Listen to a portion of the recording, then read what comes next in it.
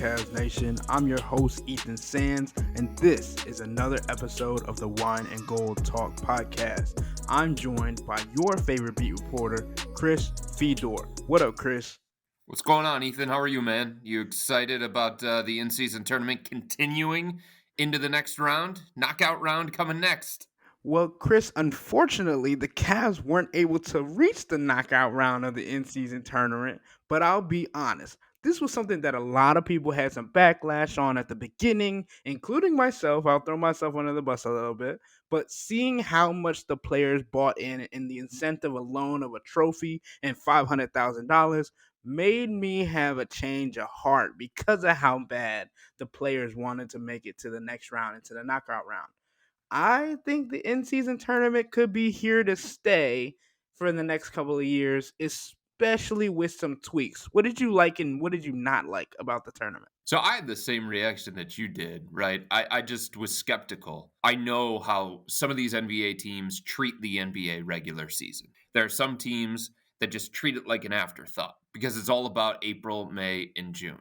Not every team is built that way, but the championship or bust type teams, their focus is on the biggest prize imaginable. And they just try and get through the regular season as best they can, not overextend themselves, make it so that they peak at the right time of year because it's all about, for them, the playoffs and winning a championship. But to see even some of those teams, Milwaukee comes to mind, Golden State was fighting hard. To see those teams buy into the in-season tournament, even Boston, they went to Hackadrummond against the Chicago Bulls. So, like, treating it like it was different than the regular season, it was more meaningful than the regular season. I thought that was great.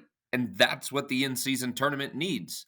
It was November. This, for the NBA, is usually a sleepy month. The results of games this early in the regular season are essentially inconsequential. Teams are still trying to figure themselves out. They're still trying to see what works, what doesn't work. What lineups can we go to when? What's our pet set in end of game situations? So usually this time of year doesn't have drama, intrigue, excitement, thrill, but the in-season tournament brought all of that to November. I was on the edge of my seat last night watching the Cavs against the Hawks. I was hitting refresh on my computer, figuring out what Boston was doing, Milwaukee, New York, Brooklyn, because so many different aspects of what's going on in the in-season tournament all matter, all at the same time, and it just raises the stakes to a different level, and it creates so much fun and excitement. I love it. I hope it is here to stay because this stuff is awesome. And even Isaac Okoro at practice today talked a little bit about how the tradition of the game is going to be changing based Yeah. on how which game they're playing. If it's a regular season game, then they're going to respect the game at the end of the game and not go and try and get layups at the end of the game or shoot threes and get point differential to higher their chances of getting to the knockout round. I mean, think about this, Ethan. If there was any question about would these teams care, would they treat these games a different kind of way? Think about this just from the Cavs standpoint, okay? Last Tuesday, they play on the road against Philadelphia. That was an in-season tournament game. Those were high stakes given where Philly was in East Group A, given where the Cavs were in East Group A, and the margin of victory, point differential, all that kind of stuff. So the Cavs in that game against Philly essentially go all out to win that thing.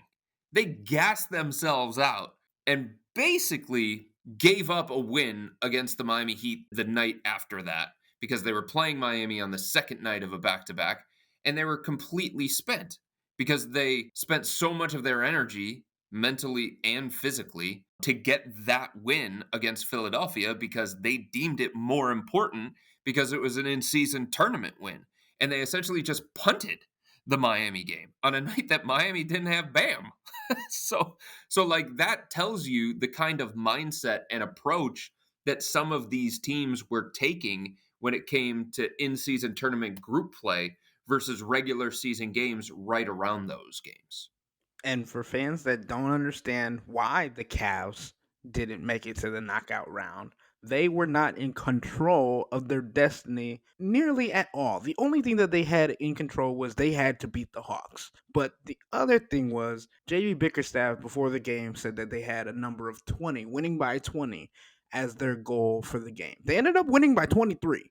But because of how the Knicks and other teams played that night, they would have had to win by like 40 to make it to the knockout round. And they were 3-1 at the end of the first round of the in season tournament. It reminded me of like the baseball tournaments that I used to go to back when I was 13, 14, 15 years old, where you had to go based on run differential. It's like you have it's A bracket, B bracket, C bracket, you got all these other numbers. And as a stats guy, I loved it because you're like, you want to score all these points, get all these runs, whatever the game you're playing is. But for the fans, it can be really, really daunting to try and keep up with what's going on, what's happening. Not just for the fans, right? For the players too. There was confusion on the players' part here. It's so funny because following that game against the 76ers, I asked a lot of the players, I said, hey, like, do you understand where you stand at this point in time when it comes to the in season tournament? And I said to Evan Mobley, I said, do you realize by beating Philadelphia, like, you're still alive in this thing? And he turned to me and he said, Chris, we've lost once in group play. I certainly hope we would be alive in this thing. I certainly hope we would still have a shot. And I was like, yeah, but you don't really understand what's going on here because there are a lot of other teams like you, Evan, that also have one loss. And your point differential is minuscule. And he turned to me and he said, point differential? Like he had no clue that that was going to be something that was going to matter down the road in terms of a tiebreaker. I think players and teams are programmed to the usual tiebreakers that matter when it comes to the playoffs and the play-in tournament and all that kind of stuff is head to head and conference record and division record. All that kind of stuff doesn't matter in the in-season tournament. Head to head does. But the other stuff doesn't matter because you don't play enough games and you certainly don't play conference games where it's going to be like that. So it's point differential. And I said to Evan, I pointed him out. I said, look at the wild card standings because right now Indiana is winning this group, not you guys. You guys have to get in via the wild card. And here's the wild card standings. And here's the point differential of this team and that team and this team. And he was like, wow. None of these guys really realized how important that was until even it seemed like it was too late. The Cavs realized it and the players realized it going into that Atlanta game.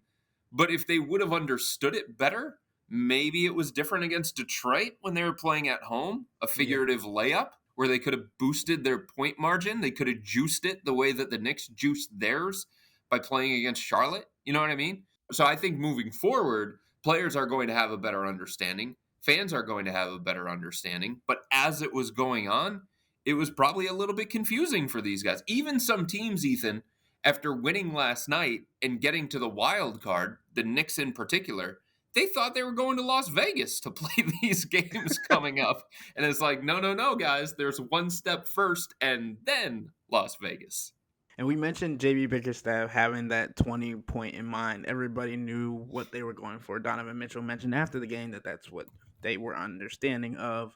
I don't know where they got that number. Like, that doesn't make a lot of sense to me. The number that I created in my own mind was 16 because, like, one of the teams that had already solidified a spot was Orlando in terms of their record was done over with. They had already played 4 games going into last night. Their point differential was already set. It wasn't going to change. It was 22. The Cavs were 16 points behind Orlando. So I was like, I said to somebody after, I said, where did 20 come from? Like, how did you come up with that? And the way that they phrased it is they were trying to predict how much the Knicks would beat the Hornets by, and they were trying to predict how much the Celtics would beat the Bulls by, and all that kind of stuff was going into the equation. And they still fell short. I know because the Knicks won by 24. Of course, it was the Knicks. Yeah, right? They can't escape him. The Cavs can't escape the Knicks. But the one thing that they can escape is trying to figure out how to better the in season tournament for years to come. And JB Bickerstaff said that he believed that the 4 game group play was too small of a sample size, even offering the notion of a home and home for teams in the same group. And I definitely thought the in season tournament could have been longer because we talked about at the beginning, like this was created to get viewership during NCAA NFL season. You would think that because the Super Bowl hasn't happened, college football playoffs are just about to start, now fans are gonna just turn back to those games because the in-season tournament is not slowing down, but like it's still in its infancy and you're not as interested. I feel like if group play was longer and the numbers were more significant, like you had more options, I think JB's offer is a good idea. What did you think about the sample size that JB mentioned, Chris? Here's the problem that I run into. I think there's a danger, Ethan, in extending it more. 6 games, 8 games, 10 games, however many. Because the beauty to me of four is that the magnitude for each one is so high. And you have to put so much focus and so much attention on those games. Because think about it. The Cavs went 3-1. The Orlando Magic went 3-1. A lot of these teams only had one loss, and yet they didn't get in. It's a tough pill to swallow, obviously, but it tells you how much importance is on every one of those 4 games. And I think if you start extending it to 6, 8, 10, 12, whatever the case may be, it takes away some of the nightly importance of those in season tournament games. And it gives teams, I think, a comfort and a feeling of, well, we can make it up down the road. We can find a way at the end to go all out in a really favorable matchup and try and juice our point total. You know what I mean? Yeah, no, that makes sense. It's the same thing sometimes when it comes to college football, when they're talking about, expanding the college football playoff to more teams and stuff like that. The whole goal of this thing, besides making money, of course, is to create excitement when it comes to the regular season and give the regular season more meaning than what it already had. And I think they've done that. I think they've made these games matter in a different kind of way. All of the Cavs players talked about these games felt different. We prepared different for these kinds of games. And I just think there's a danger in losing that if they change too much of what the in season tournament can be. I think that like the in-season tournament was extremely interesting, but JB Bickerstaff had one of my favorite quotes that he said all season so far at the end after knowing that they weren't going to make it and all the other stuff. He still found a positive, which is a common thread for this team. But he mentioned Isaac Okoro's play, obviously mentioning Evan Mobley's play, seven blocks, a career high 19 rebounds, but also mentioned Isaac coming off the bench and coming back in his third game from injury.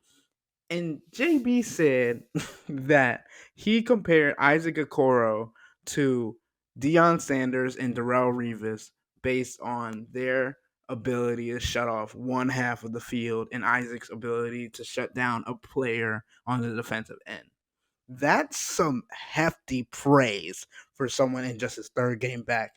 And I want to get your idea of if Deion Sanders is, in my opinion, the greatest football player of all time. What? You said Deion Sanders is the greatest football player of all time? What are you on? So you want me to explain this? Well, yeah, when you make a statement like that, you're going to have to. Yeah. Well, okay. So listen. So Deion Sanders is the greatest football player to touch the field because of how he could impact the game in so many different ways, Chris. Like he could shut down an entire side of the field at corner, and obviously that's what JB was referring to with Isaac. But Deion also would return kicks and punts, would force teams to not want to kick towards him, and obviously in those situations you have to for punts. And then also he played on offense in key possessions. It felt like every time he had the ball, something special was gonna happen. Like, and at a cultural level, Dion was just so cool, smooth, had the perfect lines, all the other stuff. But the amount that he would impact the game on all phases, like you think offense, defense, and special teams. No other player in the history of the NFL can say they did that like Deion did. And not to mention, he was playing the hardest sport on the planet at the highest level at the same time. And yes, I'm talking about baseball. Okay. Have you heard of a guy named Tom Brady? Yes, I've heard of Tom Just Brady. curious. I mean, I don't know that the greatest player is the guy who does the most. I think it's the guy who does the best. And Tom Brady was dominant at his position, the hardest position in the NFL to play, the most important position in the NFL to play. Didn't matter who his running backs were, didn't matter who his wide receivers were. All those Super Bowl rings, you got to be out your damn mind if you think Deion Sanders had a greater impact on his team than the quarterback, the most important player on the field, who also happened to be the greatest player at the time that he was actually playing the game. I can agree to disagree on that topic, but can we agree that Deion Sanders is the greatest cornerback to play the game, at least? Yes, Okay. yes. Okay. But there are other positions in the NFL, Ethan. So on that note, going back to Isaac and his defensive prowess and comparing him to Dion, the greatest cornerback to play the game, who do you think the greatest all-time defender in the NBA is? Bill Russell. Okay, I have a different person, and I'm not crazy for the person I have, Oh, jeez. but I'll let you go first. Who are you going to say, Wemby? No, I got Hakeem Olajuwon. He's the only player with at least 3,000 blocks and 2,000 steals. He's a two-time Defensive Player of the Year, led the league in defensive win shares for 4 straight seasons, topped the league in blocks per game 3 times, and had 4 seasons with an average of at least 2 blocks and 2 steals, which is a big deal because there are only 6 such campaigns in league history, and Homeboy has 4 of them. So you still got Bill Russell? Yeah, I still have Bill Russell. I mean, I think Hakeem Olajuwon was a great defender, and we're obviously talking about great players. And when it comes to great players, it's very, very hard to parse through all of them. And it's different eras and all that kind of stuff. But I mean, Bill Russell defensively, Bill Russell rebounding the basketball, I'd probably go that direction. But I don't hate the idea of Dikembe Mutombo. I don't hate the idea of Hakeem Olajuwon. I don't hate the idea of Rudy Gobert. I'm not super Oh no, passionate come about it on. one way or the other. Like, Rudy creates a defensive system all to himself. Like, he is the system. But, I mean, to your point, when you have a trophy named after you that goes to the best defensive player, that's a pretty good argument that you can make. I think we can make a lot of arguments as to different players around the league that are an entire defense to themselves. Really? Like Rudy? No. Who else? I throw Anthony Davis in that He's a conversation. great defender, no doubt about it. So you found two total. That's it. Yeah, that might be it. That might be it. Now I might throw Wemby in there. It's probably a little bit too early for Wemby. Like, Rudy is a great defender. It's Minnesota that he's playing with. Their defensive ranking is the same that Rudy had when he was in Utah. And it's not like he was surrounded by a bunch of great elite defensive players in Utah. And he's certainly not surrounded by a bunch of great elite defensive players in Minnesota. Like, he makes defenses, he takes them to a completely different level. And his on court, off court stuff in Utah was striking. And I mean, again, like, it's different because Hakeem Olajuwon's career is over, Bill Russell's career is over, Dikembe's career is over. But, like, the impact defensively that Rudy has had on multiple teams, it's tough to overlook, despite the fact that, he has a hard time switching and stuff like that. The one bad thing that he does, people pick apart. I'll give Rudy his flowers. I certainly would hope so. He's a multi-time defensive player of the year. All right. On that note, we're going to take a break, but don't go too far because when we come back, we're going to bring it back to the Cavs and discuss how dangerous this team can be at full strength. To become a Cavs insider and interact with Chris and myself, subscribe to Subtext, sign up for a 14-day free trial, or visit cleveland.com /Cavs and click on the blue bar at the top of the page. If you don't like it, that's fine. All you have to do is text the word stop. It's easy. But we can tell you that the people who sign up stick around because this is the best way to get insider coverage on the Cavs from myself and Chris. This isn't just our podcast, it's your podcast. And the only way to have your voice heard is through subtext. We'll be right back.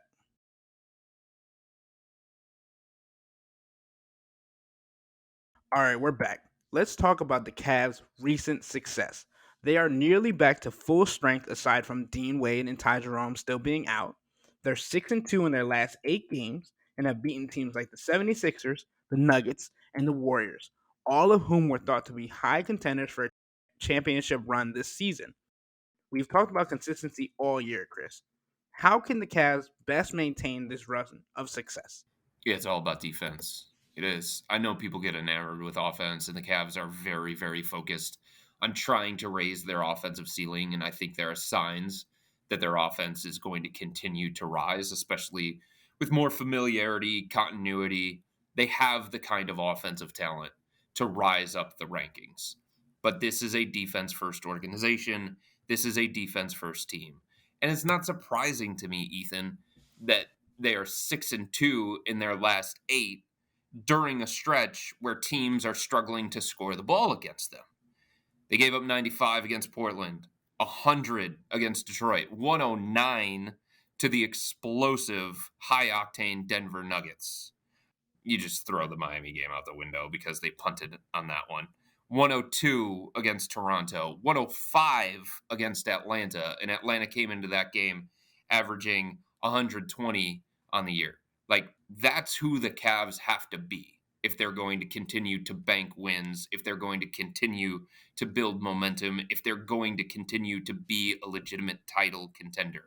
They've got to be defense first and foremost. And there are reasons why they had some slippage at the beginning of the season, and we've talked about those enough on the Wine and Gold Talk podcast. But the turnaround for the Cavs has come on the defensive end of the floor. And it's not surprising to me that they started to go on this run where they started winning games more consistently the minute that Jared Allen came back into the lineup. You know when a team is really getting back into its groove on the defensive end when the players are making note of it. Today at practice, Karis LeVert even mentioned he said that the defense has been getting better. They're getting back into their groove together. And a large part of it is because of Jared Allen, Evan Mobley, and how the second unit has been so helpful in switching and allowing guards to come in and come out and play at full capacity without knowing that, oh, I'm going to be tired, but I got to keep going because there's nobody else behind me. For this Cavs team, that's not the case. But last question for this podcast. The Cavs are currently 8th in the Eastern Conference and just 4 games behind the first place Celtics. I know you don't like talking about chasing wins, Chris, which I don't think we're doing or they're doing right now. But what I want to get is your prediction on where we could potentially see Cleveland finish in the standings come playoff time. I'm going to put them at 5 in the East. I think it'll shake out to be the Celtics, Bucks, 76ers, and then the Pacers, and then the Cavs. What do you think? The Pacers are such a strange team because you cannot discount them because that offense is just ridiculous. Like Tyrese Halliburton, the numbers that he puts up, the pace that Indiana plays, the amount that they can score on a nightly basis.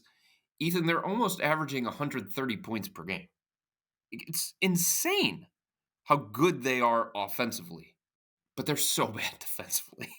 They're giving up 125 a night. And if you just don't want just, opponent points per game because they play at such a high pace, so that's going to create more possessions and that's going to lead to poor defensive numbers and all that kind of stuff.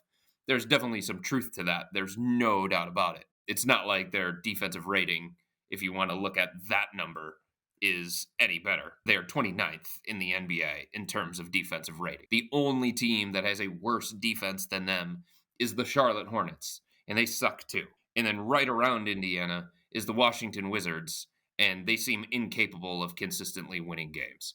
So, those are the teams that the Pacers are around in terms of defense. And you might sit there and say, well, It certainly doesn't matter if you're scoring 130 a night. It's hard for me to see them keeping up that kind of offensive pace. At some point, you think that that is going to regress a little bit. So they're a weird team, and I can't really figure them out. Orlando has been awesome this year. 13-5. They're 9-1 in their last 10. They've won 8 in a row. Their point differential is really, really impressive. Like, they've got the third best point differential in the Eastern Conference. They've got the fifth best point differential in the entire NBA. So it's hard for me to look at them and say that they're a fluke, despite the fact that they're really, really young. They haven't been there, and it's almost like you don't know what you don't know. So, am I going to keep them up there? It seems like what you're saying is the top three are a lock. No, I don't think the top 3 are a lock because I just think it's too early for Orlando. When I said top three, I meant Celtics, Bucks, 76ers. I think that's probably right. The 76ers are kind of a weird team to me too, but they are better coached this year. Embiid is an MVP candidate. Tyrese Maxey has taken the leap. Yeah, I mean, I think those 3 are kind of on a different tier if we're being honest about it. I wasn't sure that Philadelphia would be on that same tier with Milwaukee and Boston coming into the year because all the James Harden drama that they were going to have to deal with, and it was so hard to predict what kind of package they were going to get in return for Harden and how that was going to hurt them from a talent and depth standpoint. But I do think they have enough. I think they have enough top level talent, and I do think they have enough depth, especially when Kelly Oubre Jr. comes back. So yeah, I mean, I'm hemming and hawing a little bit, but I do think it's Boston, Milwaukee, Philadelphia on a different tier. And I think the Cavs can finish fourth, just like they did last year. I think they're the kind of team that it would make sense for them to continue to get better as the season goes, as they continue to figure things out, as they continue to get more players healthy. The fact, Ethan, that they're 10-8, despite only having their projected starting lineup for 7 or 8 games to this point, despite the fact that they've used so many different starting lineups, despite the fact that Donovan Mitchell has missed a chunk of games and Darius Garland and Jared Allen. It's not like scrubby end of the bench players that are missing these games for the Cavs. It's some of their most important players. And they've had to navigate a very, very difficult portion of their schedule while dealing with all of that. The schedule is going to get easier. They're going to be healthier. So I do think they're set up to make like a mini run here and capitalize on this opportunity.